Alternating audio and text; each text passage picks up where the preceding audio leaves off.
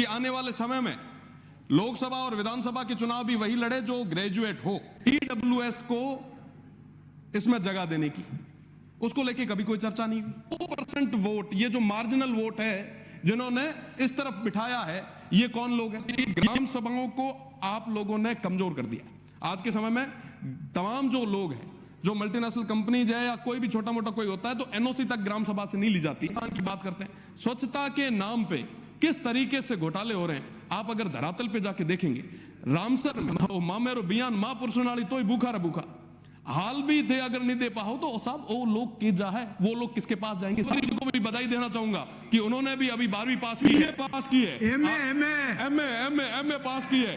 और इस तरीके से अगर आने वाले समय में पढ़े लिखे लोग आगे आएंगे तो निश्चित रूप से ये राजस्थान आगे बढ़ेगा। हीट वेव और पानी की कमी पश्चिमी राजस्थान में बहुत ज्यादा हो रही है। आज के समय में माननीय मंत्री जी यहाँ विराजे हैं, 50 डिग्री से ज्यादा टेम्परेचर होने वाला। आज की अगर कंडीशन में बात करें, सबसे पहली चीज तो आज के समय में सरपंच एक्सपेरिमेंट करने के लिए एक साधन हो चुके हैं। कोई भी एक्सपेरिमेंट करना सीधा सरपंचों पे करें। आज यहां पे पिछले 2 साल से मैं देख रहा हूं, हमेशा शिक्षा को बढ़ावा देने की बात होती है। जब बढ़ेगा इंडिया, जब पढ़ेगा इंडिया तभी तो बढ़ेगा इंडिया, शिक्षित राजस्थान, तमाम चीजें। पर बड़ा दुख होता है कि हम इस तरीके के प्रयास कभी नहीं करते कि हमारे असेंबली, हमारे पार्लियामेंट में पढ़े लिखे लोग आए। मुझे लगता है कि प्रदेश की सरकार को एक कदम उठाना चाहिए। एक सिफारिश चुनाव आयोग को, केंद्र की सरकार को करनी चाहिए कि आने वाले समय में लोकसभा और विधानसभा के चुनाव भी वही लड़े जो ग्रेजुएट हो। आप कदम उठाइए, प्रदेश की जनता आपके साथ में रहेगी, पर कम से कम करें तो सही। छोटी मोटी कोई चीज होती है आप सीधा सरपंचों के गले में डाल देते हैं। आज एआई की बात हम करते हैं, रोबोटिक की बात हम करते हैं, पढ़ाई की बात हम करते हैं, पर पढ़ाई को लेके हम डिसीजन लेने की बात मुझे लगता है कि बहुत कम कर रहे हैं। तो मेरा निवेदन है सत्ता पक्ष से कि आप कम से कम ऐसा जो एक प्रयास है वो जरूर करें। साथ ही साथ एक चीज, आप बिल ले आए, बढ़िया किया, अच्छा काम किया, पर एक महत्वपूर्ण चीज जो आपने छोड़ी है, लंबे समय से जिसकी मांग चल रही है, ईडब्ल्यूएस को इसमें जगह देने की, उसको लेके कभी कोई चर्चा नहीं हुई। इस बार 2023 के चुनाव में सत्ता पक्ष को 41% वोट मिले और विपक्ष को 39%। 2% वोट, ये जो मार्जिनल वोट है जिन्होंने इस तरफ बिठाया है, ये कौन लोग हैं? ये वो आर्थिक रूप से कमजोर, चाहे राजपुरोहित समाज हो, चाहे आर्थिक रूप से कमजोर ब्राह्मण समाज हो, चाहे जैन समाज हो, चाहे राजपूत समाज हो, चाहे कायस्थ समाज हो, ये तमाम लोग लगातार प्रयास कर रहे हैं कि साहब ईडब्ल्यूएस को पंचायती राज में व्यवस्था दी जाए, ताकि पंक्ति में जो अंतिम व्यक्ति है उसको भी जगह मिले।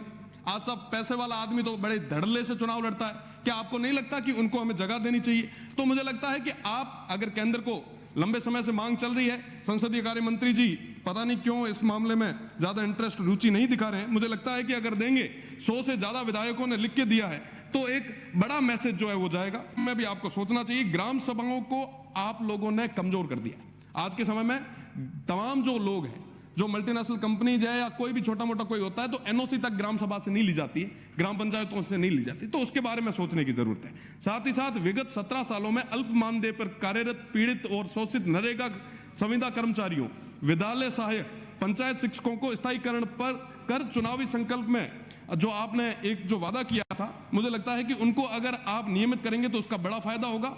ग्राम रोजगार सहायक, डाटा एंट्री सहायक, लेखा सहायक, कनिष्ठ तकनीकी सहायक, MIS मैनेजर, विद्यालय सहायक और पंचायत शिक्षक, ये सारे लोग लंबे समय से प्रयास कर रहे हैं कि साहब कैसे भी करके नियमित करें, पर उनको लेके भी हमने कोई अभी तक नहीं की। आप ये डिसीजन, आप जो नियम लाए हैं, आप जो विधेयक लाए हैं, हम स्वागत करते हैं, पर साहब इनके बारे में भी तो बात करनी होगी। आज के समय में मैं माननीय मंत्री जी को बताना चाहूंगा कि मैं इंटरनेशनल बॉर्डर से आता हूं। आप स्वच्छ भारत, स्वच्छ राजस्थान की बात करते हैं, स्वच्छता के नाम पे किस तरीके से घोटाले हो रहे हैं, आप अगर धरातल पे जाके देखेंगे, रामसर में, मैं एक आपको स्पेसिफिक अर्ज कर देता हूं कि रामसर में तमाम चीजें हुई, हमने उसके लिए आपको पत्र भी लिखा।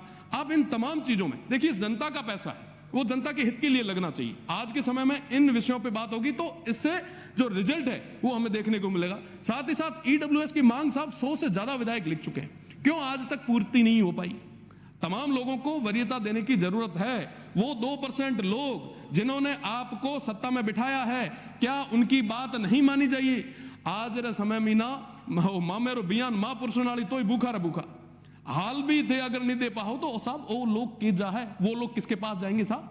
आज साथ ही साथ एक बड़ा जो मैंने स्टार्टिंग में रखा, पढ़े लिखे जनप्रतिनिधि आने चाहिए ताकि ज्यादा से ज्यादा युवाओं को मौका मिलेगा। आप एक विधेयक पास करें, आप एक रिकमेंडेशन भेजें, केंद्र की सरकार को भेजें, चुनाव आयोग को भेजें कि कम से कम ग्रेजुएट लोग जो है वो यहां तक आए। मैं माननीय सभापति जी को भी बधाई देना चाहूंगा कि उन्होंने भी अभी 12वीं पास की है और वर्तमान में आप जो ग्रेजुएशन के लिए जो मेहनत कर रहे हैं, मैं आपको उसके लिए खूब खूब बधाई देता हूं। बीए पास की है, एमए पास की है, और इस तरीके से ही अगर आने वाले समय में पढ़े लिखे लोग आगे आएंगे तो निश्चित रूप से ये राजस्थान आगे बढ़ेगा, ये देश आगे बढ़ेगा। और इन तमाम विषयों पे बात करने की जरूरत है। साथ ही साथ हीट वेव और पानी की कमी पश्चिमी राजस्थान में बहुत ज्यादा हो रही है।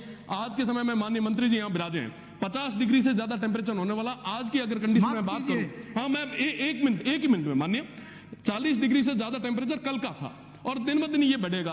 पानी की बहुत बड़ी कमी होने वाली है। वेस्टर्न राजस्थान को लेके आप विशेषकर एक बार मीटिंग करवाएं, और जो पानी वाले मंत्री जी अभी तो बिराज रहे थे, शायद इधर उधर चले गए, वो इंद्र भगवान से एक बार निवेदन भी करें और आप भी थोड़ी मेहरबानी पश्चिमी राजस्थान पे करें ताकि पानी की कमी नहीं रहे। बहुत बहुत धन्यवाद। श्री मनोज